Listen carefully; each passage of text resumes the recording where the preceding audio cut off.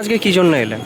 আজকে আমাদের যে অনারেবল সিএম স্যার যে গাইডলাইন বা ইনস্ট্রাকশন দিয়েছে প্রাইসগুলোকে আমরা দেখে এসেছি। কিছু কিছু জিনিস নিয়ে প্রাইস দামগুলো বেড়িয়ে গেছে, যেমন পেঁয়াজ, চাল, সুগার, চিনি যেটা আমরা বলি।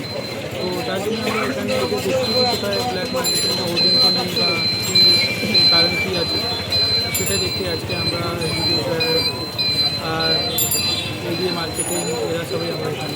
দোকানদারদের সাথে কথা বলে কি জানতে পারলেন? লোকালে ওরা বলছে একটু একটু দাম বাড়ছে, পেঁয়াজের দাম একটু বেশি হয়ে গেছে, দুধগুলোর দাম একটু নেমেছে একটু, বাকি পটল এর দামটা বাড়ছে, আস্তে আস্তে বাড়ছে। যারা কড়া দামে বিক্রি করবে তাদের বিরুদ্ধে কি ব্যবস্থা নেবেন? তাদের মধ্যে যেরকম আইনে আছে, আইনে আমাদের যে রুল আছে সেরকম আমরা ব্যবস্থা নেব। আর এখানে মেট্রোলজি থেকে আছে, যদি কিছু ইনস্ট্রুমেন্ট নিয়ে কিছু সমস্যা হবে সেই অনুযায়ী আমরা ব্যবস্থা নেব। যদি চাল বা সুগার নিয়ে যদি অসুবিধা হয়, রেস্টুরেন্ট সাপ্লাই বাচ্চা থেকে আছে, আমাদের কাছে লোক আছে, সিএফএস ম্যাডাম আছে, তারা ব্যবস্থা নেবে। এফআইআর হবে, তারপরে ঠিক আছে। বেগুনের দাম কত?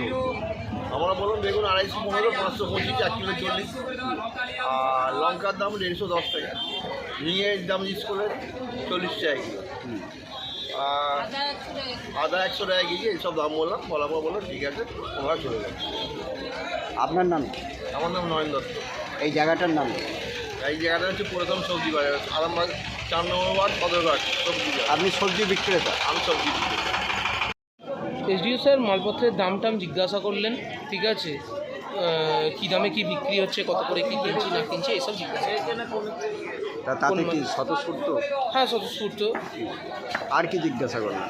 আর তেমন কিছু জিজ্ঞাসা করেননি, ওই মালপত্রের কথাই জিজ্ঞাসা করছেন, কোনটার কী দাম, আপেলের কী দাম আছে, আনারসের কী দাম আছে, ঠিক আছে, লেবুর কী দাম আছে, ঠিক আছে, যেগুলো যে দামে আমরা বিক্রি করছি সেই দামই স্যারদেরকে বললাম। আপনি কি ফল বিক্রেতা? হ্যাঁ, ফল বিক্রেতা। আপনার নাম কি? সোমনাথ দাস। এই জায়গাটার নাম? আরামবাগ পুরাতন বাজার, ওয়ার্ড নম্বর 4, সদরঘাট।